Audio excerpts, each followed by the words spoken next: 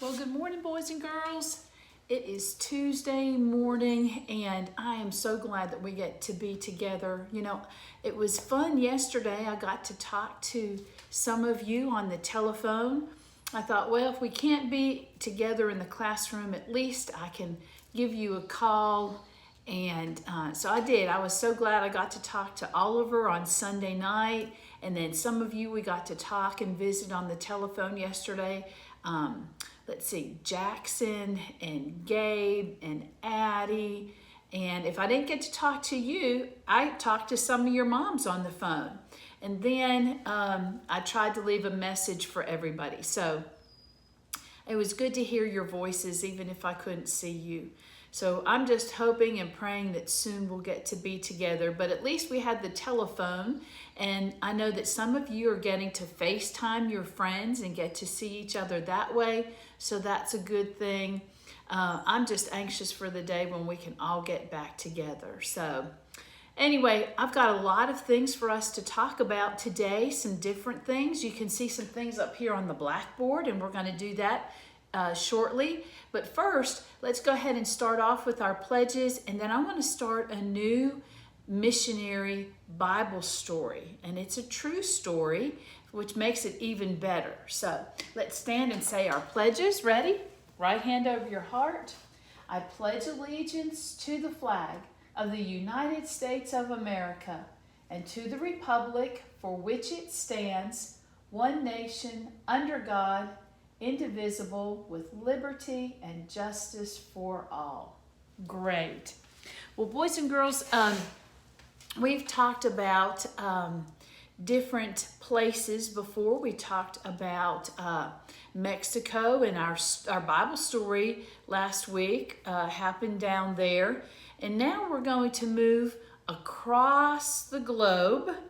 We've talked about England, we've talked about the Netherlands, we talked about Italy. Well, our Bible story takes place in our next country. It's the country of Japan. And so I'm going to show it to you on the map. All right, so Japan is a bunch of islands together right here out in the Pacific Ocean.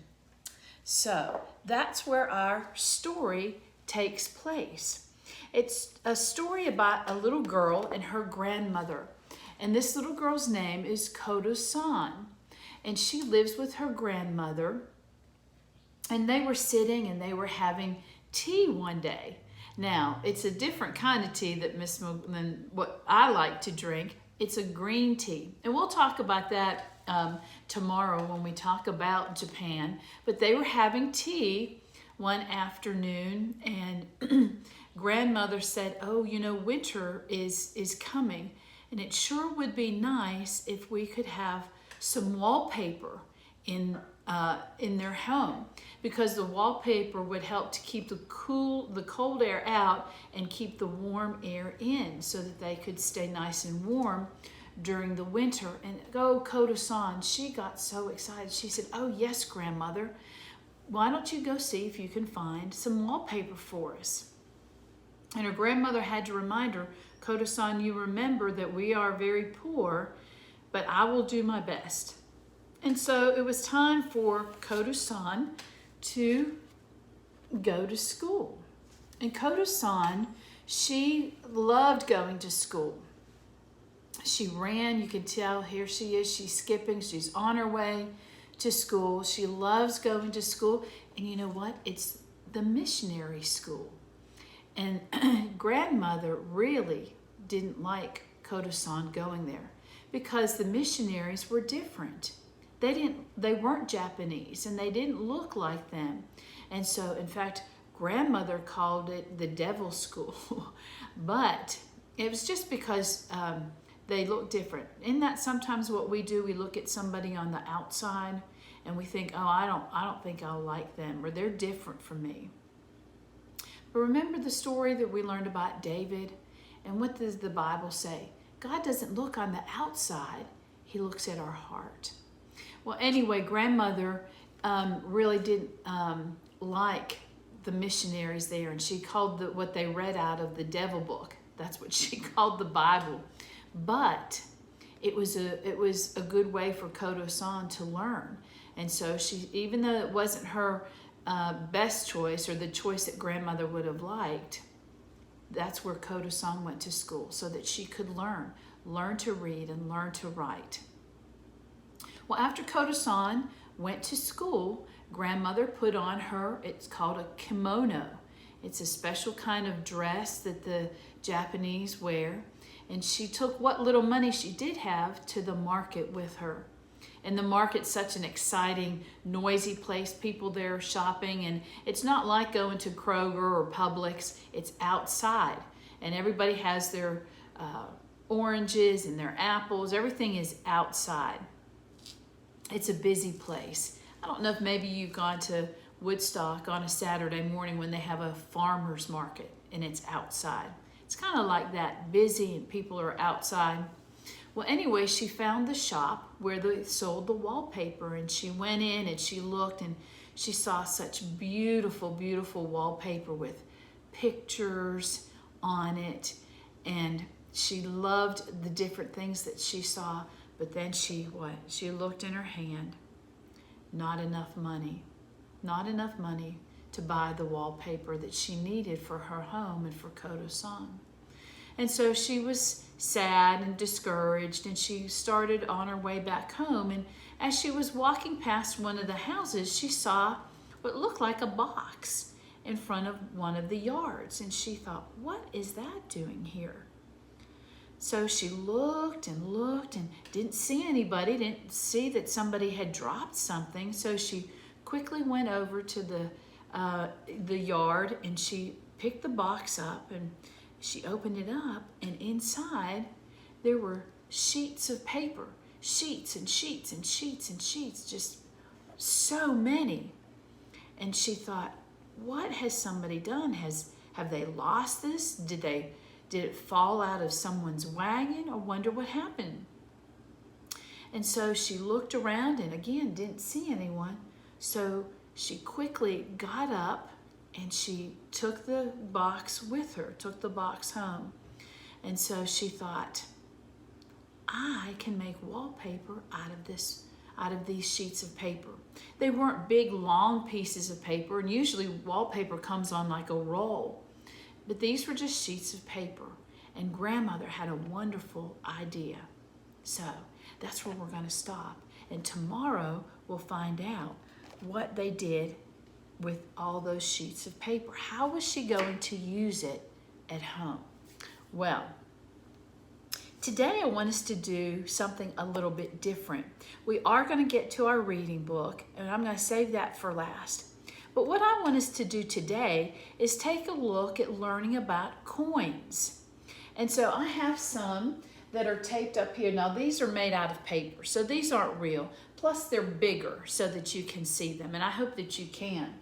But let's go over these first. Let's take a look at these coins. I'm sure you've seen them, and you probably could name all of them for me. Oops. And this is the first one. This is a penny.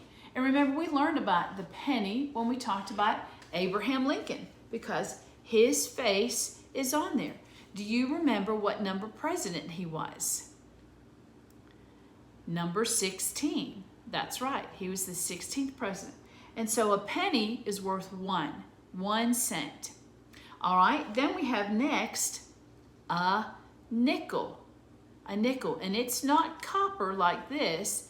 It's made out of nickel. That's why it's called that. It's a metal, and that is, I believe, Thomas Jefferson, and he was our third president, number 3. But it's not worth 3, it's worth 5. A nickel is worth 5 cents, or if you had 5 pennies, it would be the same as 1 nickel. Well, then we get down here. Now this coin is smaller. It's smaller than a nickel, it's smaller than a penny, but look, it's worth 10. It's worth 10 cents. You would have to have 10 pennies. 10 pennies is the same as 1, this is called a dime. A dime. And it has another president on there. It has President Eisenhower. President Eisenhower. That's a big name. Can you say that? Eisenhower. And he was one of our presidents too. And to tell you the truth, I don't remember what number he was. I'm sorry. So 1, 5, and 10. And then this one, this big one, wow, it's worth 25. It's worth 25 cents. It would take 25 pennies to make one. Do you know what this one's called? A quarter. It's called a quarter, and it's worth 25 cents. And there is George Washington, right? Number 1 president, our first president. All right, so we have a penny with this 1, a nickel that's worth 5. We have a dime that's worth 10, and then the big one is 25. It is our quarter. All right, so what I want us to do today is I want us to do some counting. Let's do some number counting. We're going to start off easy, and then we'll get a little bit more. And you can do this at home. I don't know if you've got a little piggy bank, or if maybe mom or dad has some loose change. You can get some pennies and some nickels and some dimes out. And that's what we're going to do. We're going to learn to count money. We've talked about adding when we were in school, so we're going to be doing the same thing, but this time, instead of counting, remember, the birds or the ducks or squares or the bugs, we're going to be counting coins, counting our money. So I'm going to get some chalk. All right, so we have 1, 2, right? Those are 2 pennies. And they're each worth 1, right? So 1, 2. So we have 2 plus, we're going to put together, another 1, 2. So we would have 2 plus 2. How many is that all together? All right, if I have 2 plus 2 more, how many is that all together? Let's count. 1, 2, 3, 4. So 2 plus 2 is 4.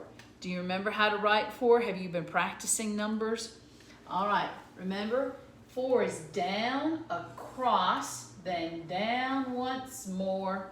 That's the way to make a 4. Right, very good. All right, let's add some more pennies. Now we have 2. Remember, these are worth 1 each, so 1, 2, and now instead of 2, I have 1, 2, 3. So I have 2 plus 3 is how many? Let's count.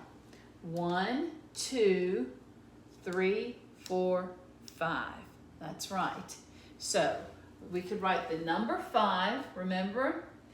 A straight line down and a big round tummy, a hat on top makes 5 look funny. All right, but I was wondering, what coin could I put up? Would it be a dime, a quarter, or did you guess this one? I could put a nickel up there, because remember, a nickel is the same as 5 pennies, 5 cents. All right, now, it's gonna get a little bit harder. All right, here's my nickel. All right, and we said, remember, a nickel is 5. 5 plus 2 pennies. So how much would that be all together? That's right, 5, 6, 7. All right, do you remember how we made the 7? A straight line across, then down from heaven. That's the way to make a 7. That's right. Okay, last one for today. Last one for today. I have 1, 2 nickels. So is it 2 cents? 1, 2? No. Remember, the nickel is worth how much? 5. So I have 2 nickels. 5 and 5 more. So how much is that all together? 1, 2, 3, 4, 5, 6, 7, 8, 9, 10. So 2 nickels would be 10 cents. How do I make a 10? A 1 and a 0. All right, but we also could use a coin, couldn't we? Which of those coins do you remember has or is worth 10 cents? Do you remember? It was the small one with that long president's name, Eisenhower. That's right. The dime. So 2 nickels makes 1 dime, 10 cents. Isn't that fun? I like counting change and counting coins. All right, and there are different ones. We have like I said, the quarter worth 25, and then there's even a coin that's worth 50 cents, and there are even some coins that are worth $1. You don't see those very often. All right, well, it's time for us to start our new book for this week, and our book for this week is a little bit different. We still have sentences, but each page we are going to focus on a different vowel, the long sound and the short sound. We're going to do 2 pages today, and we're going to do our first 2 vowels, A and E. The short A sound, that's the A, and it looks like it has a little smiley face on top. A. All right, A says ah, like at. But then we also have, what do we have? The long A sound where it says its name. A. Now here's silent E, so it's going to make A say its long sound. A. 8. Now I'm not talking about the number 8, I'm talking about 8. I ate my breakfast this morning. All right? And then we're going to do short and long E. A and E. What are our 5 vowels? A, E, I, O, U. Sometimes what letter? Y. But today we're going to focus on A and E. So E, short E says p, et, pet. And then this word, long E, where it says its name, E. I have silent E or bossy E here, so E is going to say its long sound. P, eat, Pete. And that's the name of our book today. This week we have the book Pet Pete, and he is a goat. All right, so let me put our board down here. And let's open to the first page. Now, boys and girls, just like I said, this book is a little bit different. It's still going to tell a story, but each day the words, not all of them, but a lot of them are going to focus on a certain sound. So this first page is going to work on, just like we looked at, short A and short E. A, like an apple, and A, the long sound, like an acorn. So let's look at our words. S-E-E. It's what you do with your eyes. C. T-H-E. That's one of those sight words. We have it all the time. The. See, the. Now here comes that short A sound. Remember, if there's only one vowel in the word, most of the time, not every time, but most of the time, it's going to say its short sound. So short A says ah. We learned that a long time ago. Ah, apple. So we have L, ah, and then the letter D, lad, lad. That's this boy right here. Lad is another word for boy.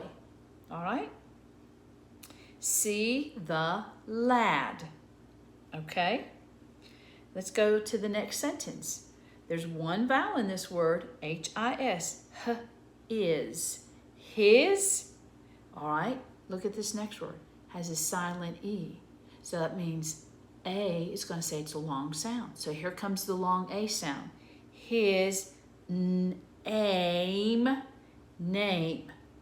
His name is Ben. So this lad, this boy, his name is Ben. And what is he carrying? Apples. So it all goes together. All right, now we're going to turn the page.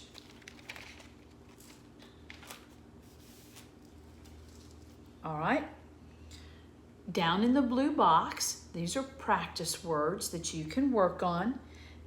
The first word has one vowel in it. So what do we say? One vowel usually says it's short sound.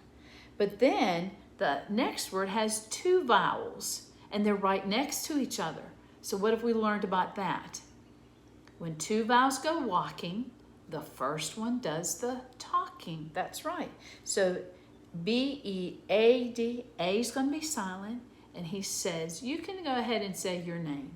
B-E-D, bead. So practice these words. The first word has the short sound. The second word has the long sound.